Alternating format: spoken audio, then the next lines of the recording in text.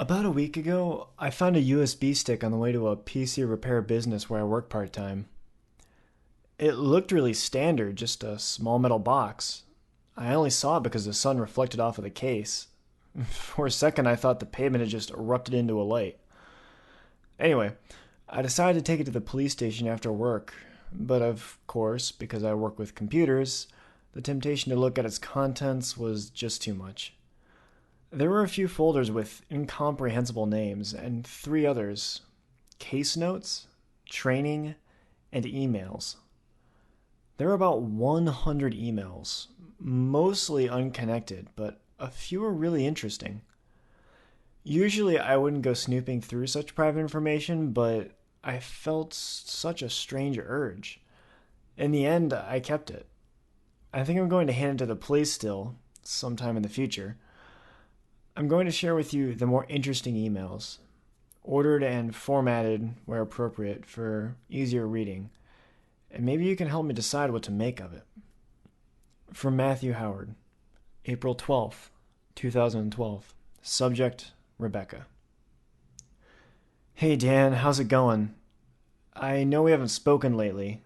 I've been busy with uni and there's some drama that's been going on in my family and I basically had no time. Sorry about that. I'm emailing because I need some advice.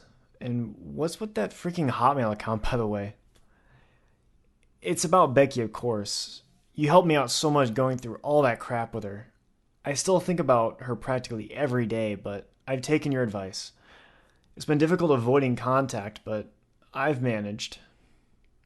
Okay, I still have her number, even though she deleted mine, but I blocked her on Facebook and all that other stuff. Well, until she freaking emailed me yesterday. She needs help. It's about John, the new guy. I want to punch his head in. She seems really upset. Should I reply? Thanks, Matt. From Dan the Man, April 12th, 2012. Subject, no. Matt, no, jeez. Doesn't matter why. You don't talk to the girl unless at least a year after, okay? Good luck, Dan. From Becky, 1, 2, 3, 4, 5, 6, 7, 8.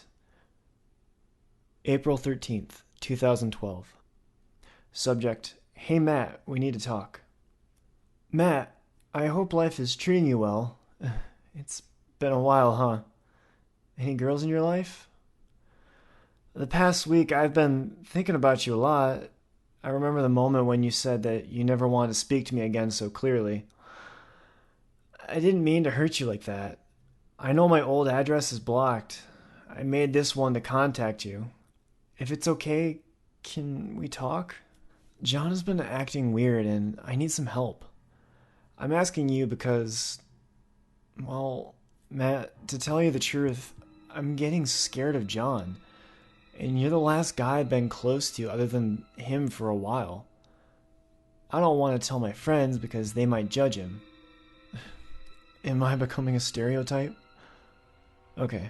If you don't immediately want to delete this email, please keep reading and I'll explain. But if you want, continue to ignore me and I'll understand. And I really will never try to contact you again. Last month, John tidied up the bathroom. Sounds stupid, I know, but he really went at it. I went in there and it was spotless. The surfaces gleamed. He'd put some sort of freshener down and everything was exactly in its right place. You know how much stuff I have? We can't fit both our toothbrushes in cupboards, so we lay them down by the sink. They were parallel to each other, completely straight, completely aligned. I was a bit freaked out, but I was also proud, you know? He just acted nonchalant like it was nothing. Soon, the rest of the house is super tidy. All the books are ordered alphabetically, everything put away, the magazines on the coffee table stacked up in a square. I'm a bit weirded out, and I ask him what's up. He says that it doesn't matter. Why would he be doing so much for me? My first thought was that he was cheating on me. I have his Facebook password, so I checked, and nothing. His phone, Nothing. At the time, I was still suspicious, but not anymore. A week and a bit ago, I go into the kitchen and he's rooting through the cutlery drawer. He's picking up pieces of cutlery, examining them and laying some on the counter and putting some back in the drawer. The ones on the counter are perfectly aligned. I asked him what the frick he was doing, and he responded with, "We don't need all this cutlery, Becky. I'm going to throw these out." I said, "John, I know that's BS." And he got really angry, really defensive, so I left. Last night, I woke up at about 1, and John wasn't in bed. I heard him rummaging around downstairs. I snuck up to the top of the stairs. Remember the hanger in the wall? We put a small bookcase next to it, and he was rifling through the books, taking some out. He was speaking to himself, whispering numbers and equations. I said, "John?" And he looked up. "What are you doing?" He said, "Honey, there are 75 books on this bookcase. That's 3 times 25, which is 5 times 5. It likes fives." I was shocked and said, "What likes fives?" "The long face." And then he started sorting books again, ignoring me. I guess his behavior over the past month got to me, and I snapped. I ran downstairs, shouted at him, and tried to put some of the books back on the bookcase. He grabbed at me, Matt. He freaking grabbed at me. I couldn't move. He was so strong. He pulled his free hand back, and I thought he was going to hit me. He said very carefully, very slowly, "This bookcase needs 49 books. 7 times 7. It doesn't like sevens. It likes fives, okay? I'm going to have to train you up." I was so scared I ran out of the house. Wow, that was longer than I thought. Anyway, I'm staying at Alex's right now. Can you come over? Even if you can't help sort this out, talking would be great. I hope to see you soon, Becky. From Matthew Howard. April 13th, 2012. Subject, I don't care, I'm gonna do it. Dan, I've thought it through and I'm gonna talk to her. I don't care what you think. Matt. From Matthew Howard. April 13th, 2012. Subject, holy crap, it's worse than I thought. Dan, sorry about being a dick in that last email, Dan. But I think I still love her. But listen, crap has really hit the fan, and at this point, I just need someone to tell. I went round to Alex's. Becky's staying there. And as soon as I knock on the door, she flies out and gives me the strongest hug I've ever felt. Her face was so red, I think she'd been crying non-stop since she left her house. Shoot, I forgot you didn't know. John was being weird, and she felt she had to leave. So I comforted her and got her some hot chocolate. Alex had gone off somewhere. She probably didn't want to deal with Becky. Once she'd calmed down enough, she asked if I would escort her back to her house and maybe confront John. I was looking forward to that, let me tell you. When we got to her house, she told me I should go in first. On the doorstep were 7 neat piles of books. I slowly pushed the door open and called out to John. There was no answer. Becky had told me before that the house was tidy, but walking in there freaked me out a little. It was like the house had no inhabitants, had never had inhabitants. We searched around and I kept calling for John, but he didn't respond. Every room was so tidy and put together. We were both on edge and saying, let's just go. And then I checked the bathroom. There was a trail of blood leading from the sink to the bath. And in the bath was John. He was so pale his arms slit from palm to elbow. I almost threw up and tried to stop Becky from coming in. But she did, and then she threw up. We called the police, obviously, but while we were waiting, I noticed something. John was holding a small book. It looked like a diary. You know those moleskin things? One of those. And I took it. I don't know why. Becky didn't notice. She was pretty shaken up. Still is, of course. What should I do with this thing? I can't give it in now. Actually, when are you in town? I'd love to speak in person. Matt. From Dan the Man. April 14th, 2012. Subject, meeting up. Matt, whoa, that is screwed up. I hope you're okay, man. Listen, I'm still away for like a month. 2 at the most. Don't do anything stupid, okay? I hate not talking in person. I'm so bad at it. You'll be alright. Dan. From Matthew Howard. April 14th, 2012. Subject, the diary. Dan, I read the freaking diary. I guess it was written by John, and it explains his behavior. It's not really a diary. More an encyclopedia, I guess. Apparently John believed in this entity called the Long Face. It doesn't really explain what it is, but lists a load of rules for dealing with this thing. It likes multiples of 5s and will seek them out. It hates 7s, stuff like that. Pile things in this arrangement, etc. What a freak. Matt. From Matthew Howard. April 17th, 2012. Subject, I guess freakishness is contagious. Dan, the weirdest thing happened to me today. I was getting rid of some old DVDs.